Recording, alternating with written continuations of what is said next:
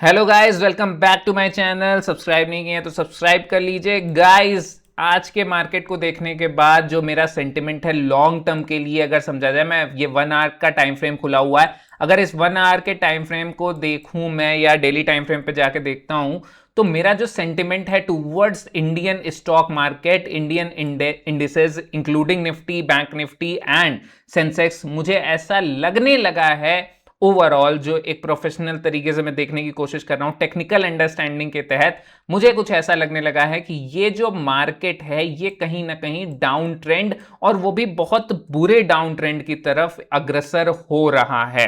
अब ये बात मैं आपको क्यों बता रहा हूं, देखिए मेरी एक्सपेक्टेशन हमेशा से, कई एक साल से मैं ये बात बता रहा हूं, बहुत दिनों से ये बात बता रहा हूं कि ओवरऑल मार्केट अगर यहां से नीचे जाना चाह रहा होगा तो आपको कहीं ना कहीं यहां देखने को ये मिल सकता है। कुछ महीने पहले भी मैंने ये बात बोली थी कि सेकंड टॉप बना के मार्केट नहीं गिरेगा बल्कि थर्ड टॉप बनाने की कोशिश करेगा। मतलब अगर आप बड़े टाइम फ्रेम पे देखेंगे तो 2 बार मार्केट यहां ऊपर आ चुका है, एक बार यहां आया, दूसरी बार यहां आया। मैंने ये बात आपको बोली थी कि अगर मार्केट को गिरना होगा तो ये थर्ड टॉप बना के गिरेगा, और थर्ड टॉप बनाते हुए कहीं ना कहीं 25,200, 25,300, 400 जाने की कोशिश कर सकता है। कुछ दिन पहले मैंने आपको बताया कि ये जो टारगेट हमारा 25,000 है वो थोड़ा वीक होते हुए दिखता है, 25,000 तक ही शायद मार्केट जा पाए, और वो भी टाइम लेते हुए जा पाए।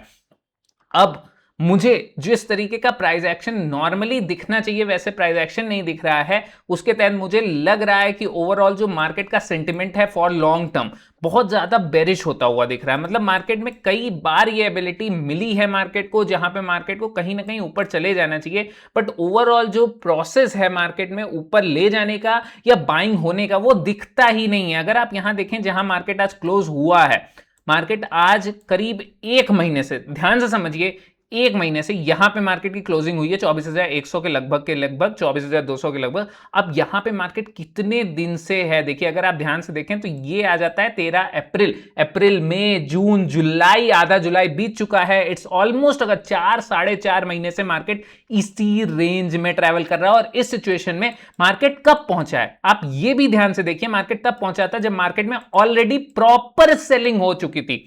मार्केट में अगर प्रॉपर सेलिंग हो चुकी है और मार्केट कंसोलिडेट करता है तो इसके बाद मार्केट में बाइंग हो जानी चाहिए। मतलब जो भी बायर्स हैं वो उत्सुक तरीके से इन सारे लेवल्स पे बाइंग कर ले जाने चाहिए, लेकिन बाइंग हो ही नहीं पाती है। उसके साथ साथ ये भी नहीं है कि मार्केट में कहीं नीचे जाके ही क्लोजिंग हो रही है, बार बार एफर्ट आता है बायर्स का, लेकिन वो effort bar bar again and again perpetually लगातार फेल होता है। देखिए यहां ऊपर जाने की कोशिश होती है, फिर ऊपर जाने की कोशिश होती है, यहां जैसे ही मार्केट नीचे जाता है फिर ऊपर, नीचे खुल के ऊपर, नीचे खुल के ऊपर। अगर आप ओवरऑल प्राइस का बिहेवियर देखेंगे तो मार्केट में बाइंग अपॉर्चुनिटीज मार्केट बार बार क्रिएट करता है, लेकिन उन बाइंग अपॉर्चुनिटीज को एक्सप्लॉइट नहीं किया जा पाया है, और मार्केट बार बार उन बाइंग अपॉर्चुनिटीज में फेल हो जाता है। अब यहां पे भी अगर आप देखेंगे तो मार्केट देखिए नीचे खुलता है, ऊपर जाता है, फिर ऊपर ऊपर ऊपर, और यहां जब ऊपर निकलने की कोशिश किया फिर फेल हुआ। देखिए यहां से फेल हो रहा है, फेल फेल, ऊपर जाके फेल, ऊपर जाके फिर फेल, ऊपर जाके फिर फेल, फिर एक ब्रेकआउट, फिर फेल। अब यहां पे मार्केट जब कंसोलिडेट कर जाता है, बिल्कुल एक सिमेट्रिकल ट्रायंगल पैटर्न बनाता है जिसमें से मार्केट को एक अच्छा ब्रेकआउट दे देना चाहिए। इतना ज्यादा दिन से, ऑलमोस्ट 3 महीने से मार्केट अगर एक रेंज में बैठा हुआ है, तो इस रेंज में से जब मार्केट निकलने की कोशिश करता है, वो भी कंजेस्ट करके, मार्केट एकदम कंप्रेस होकर जब निकलने की कोशिश करता है, तो इस कंप्रेशन के बाद मार्केट को बहुत तेजी से एक डायरेक्शन में निकल जाना चाहिए था। अब यहां पे अगर आप थोड़ा सा और मैं जूम करके दिखाऊं आपको, तो यहां क्या देखने को मिलता है, मार्केट ब्रेकआउट करता है, ऊपर जाने की कोशिश करता है,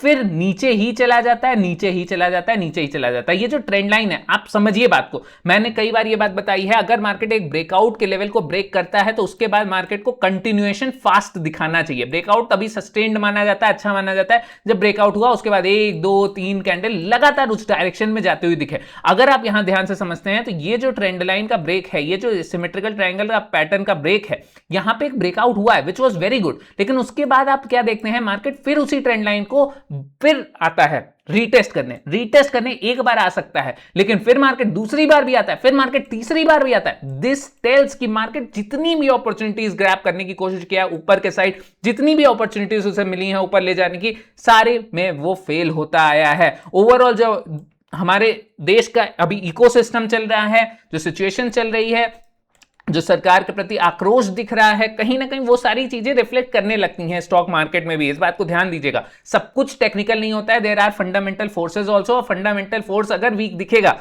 तो कहीं ना कहीं मार्केट भी आपका वीक दिखेगा। फंडामेंटल फोर्स अगर बहुत स्ट्रांग दिखेगा तो टेक्निकल कितने भी वीक हो, मार्केट कहीं ना कहीं तेजी से बढ़ जाएगा। अब 5 रुपए का कोई स्टॉक है जिसका कोई वैल्यू नहीं है, अगर उस 5 रुपए के स्टॉक को अभी सरकार 50,000 करोड़ रुपए का कोई बड़ा टेंडर दे देगी तो आप कुछ टेक्निकल कुछ भी कहे, कितना भी वीक माने, कोई भी सुपर ट्रेंड लगा लीजिए, अगर ऐसी कोई न्यूज आएगी तो वो स्टॉक भागेगा ही भागेगा, अपर सर्किट रेट करेगा, डेली 10-10% बढ़ेगा। तो ये सारी बातें आपको समझनी पड़ेंगी कि मैक्रो इकोनॉमिक्स ज्यादा इंपॉर्टेंट हो जाता है कई स्तर पे। और यहां पे हमारे जो भी इकोसिस्टम दिख रहा है उसमें कहीं ना कहीं हमारे देश का ओवरऑल जो सिस्टम है वो फ्लॉड दिखता है, वो परेशानी में दिखता है, वो कहीं ना कहीं केओटिक दिखता है। और केओटिक सिचुएशन में कोई भी कॉन्फिडेंटली स्टॉक मार्केट में इन्वेस्ट नहीं कर पाता है, तो इसके कारण कहीं ना कहीं आपको वीकनेस दिखेगी। ओवरऑल जो सिचुएशन टेक्निकल तौर पे भी देखता हूं मैं, तो बार बार जब मार्केट ऊपर जाने की कोशिश करता है तो फेल होता है। आज भी मैं देख रहा हूं कि 3 बार तो मार्केट इस इंपॉर्टेंट लेवल को टच कर रहा है, इसका कोई मतलब ही नहीं है। बार बार नीचे आके रीटेस्ट करने का क्या मतलब।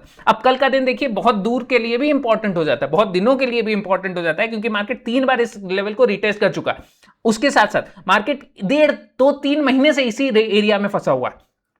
अब यहां पे हो क्या रहा है, दिस इज पेनल्टीमेट। आज ये सिचुएशन जो है ना पेनल्टीमेट, अल्टीमेट एक मूवमेंट आने के पहले की ये सिचुएशन दिखती है। और क्योंकि 3-4 महीने से मार्केट एक ही रेंज में फंसा हुआ है, तो इस तरीके के एरिया में से जब भी मार्केट निकलेगा तो बहुत शार्प मूवमेंट देगा, like this kind of movement, this kind of movement. और इस बार तो मार्केट 2-3 बार ऊपर नीचे निकल के निकलेगा, यहां नीचे भी जा चुका है, ऊपर भी जा चुका है, फिर नीचे जा चुका है, फिर ऊपर जा चुका है। तो ये बहुत ज्यादा कंजेशन में से मार्केट निकलेगा, जिधर भी निकलेगा बहुत ज्यादा निकलेगा। अगर यहां पे किसी ने डोमेस्टिक इंस्टीट्यूशनल इन्वेस्टर ने एफर्ट नहीं डाला मार्केट को होल्ड करने का, तो मार्केट में जैसे मैंने पहले भी बताया था, एक जस्टिफिकेशन मिलता है प्राइस को कि मीन रिवर्सल उसे ही कहते हैं। मीन मतलब जो एवरेज प्राइस मार्केट का होना चाहिए या प्राइस का होना चाहिए या उस इंस्ट्रूमेंट का होना चाहिए, वहां मार्केट घुस जाता है, गिर जाता है या चढ़ जाता है। तो यहां पे अगर मार्केट में वीकनेस हुई तो सच मानिए, अगर यहां पे गिरा इस बार मार्केट, तो इसे कोई डीआईआई या कोई नहीं होल्ड कर पाएगा, फिर ये गिरेगा, अच्छा गिरेगा। और मैंने पिछली बार भी बताया था, अगर अब मार्केट गिरेगा,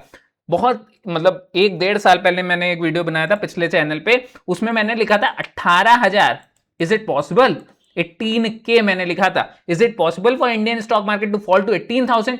बहुत लोग हंसेंगे, लेकिन मेरा मानना यह है कि अगर अब यहां से चार्ट गिरता है तो ये थोड़ा बहुत नहीं गिरेगा, ये प्रॉपर गिरेगा, फिर नीचे जाके गिरेगा। 19,000 हिट हो सकता है, जो कि आप शायद ना माने, आप कहेंगे this is like blatant stupidity, but मेरा यह मानना है कि अगर यहां से प्राइस नीचे गिरा तो फिर होल्ड करना बेहद मुश्किल हो जाएगा। और यहां पे जो ओवरऑल प्राइस एक्शन बिहेवियर दिखता है वो भी बहुत वीक दिख रहा है, बार बार नीचे आ रहा है प्राइस।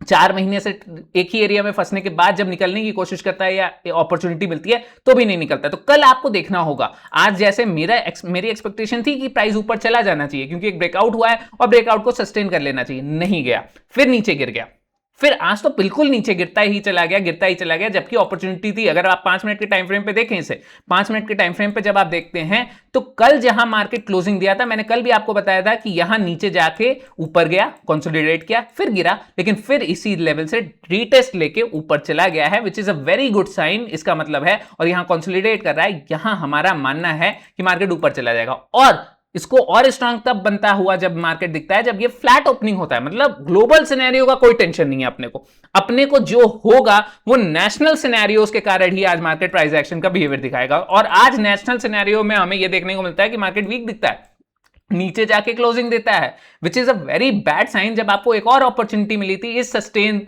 ब्रेकआउट को सस्टेन करने की, आप करते नहीं है, आप मार्केट को नीचे ले आके क्लोज करते हैं।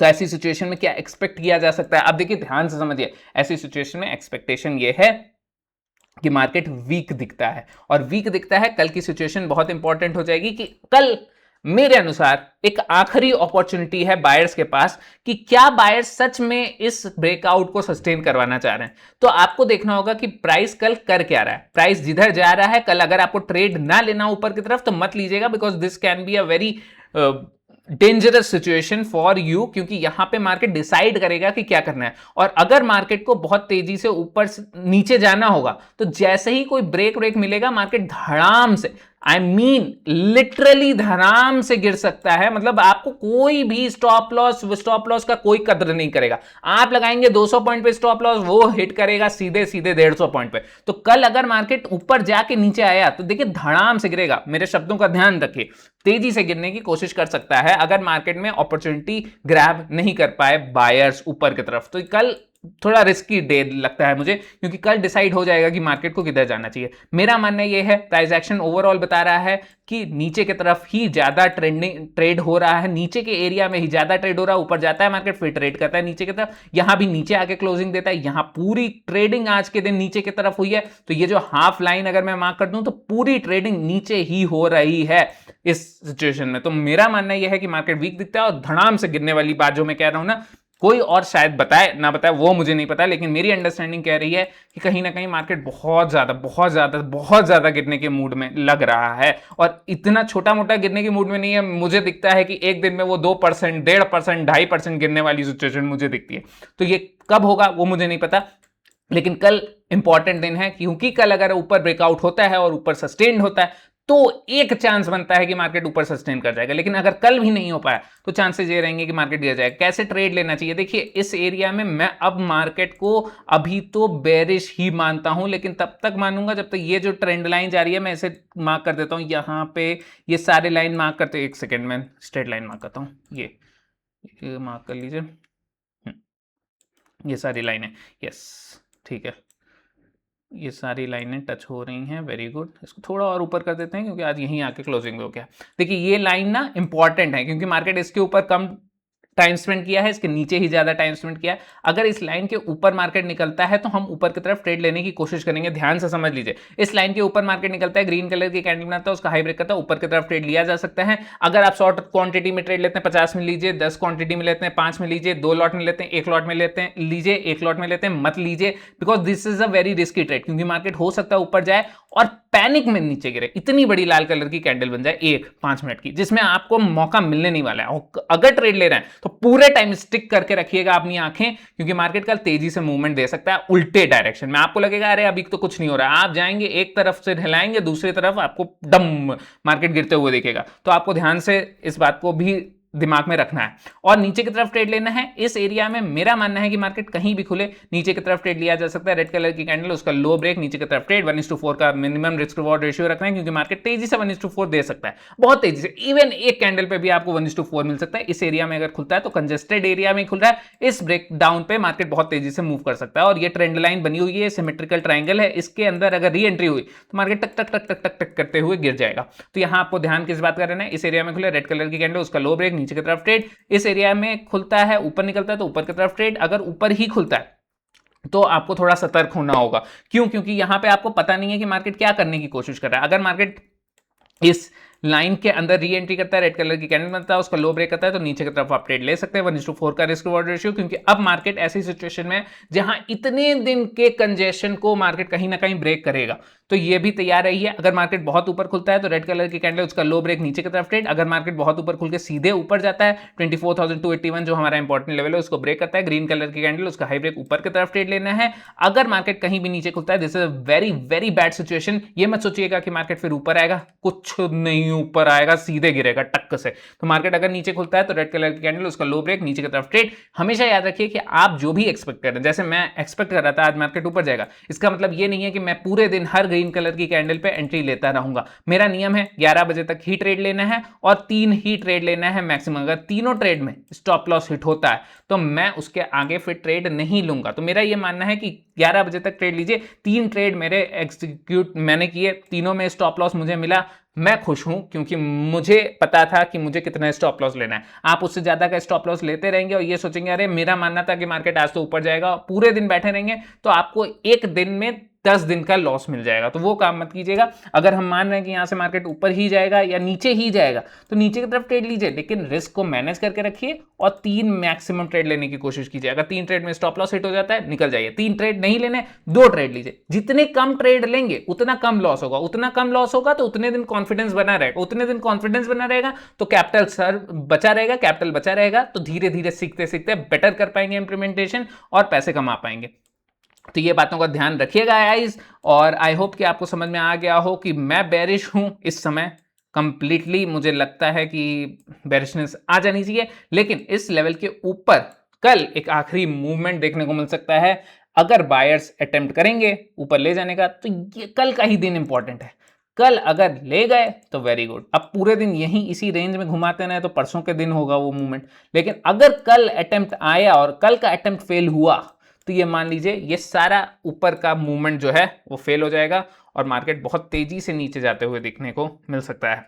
ओवरऑल जो बिहेवियर है हमारे इकोनॉमी का और लोगों का, इस समय थोड़ा सा कहीं ना कहीं सिचुएशन क्योटिक दिखती है, और क्योटिक सिचुएशन में कोई भी पॉजिटिवली स्टॉक मार्केट में इन्वेस्ट करना चाहता नहीं है, बड़े लोग भी नहीं चाहते हैं। तो उसका भी हमें ध्यान देना है, मैक्रो इकोनॉमिक्स का ध्यान देना है और मैक्रो सीन का ध्यान देना है कि क्या चल रहा है हमारे देश में।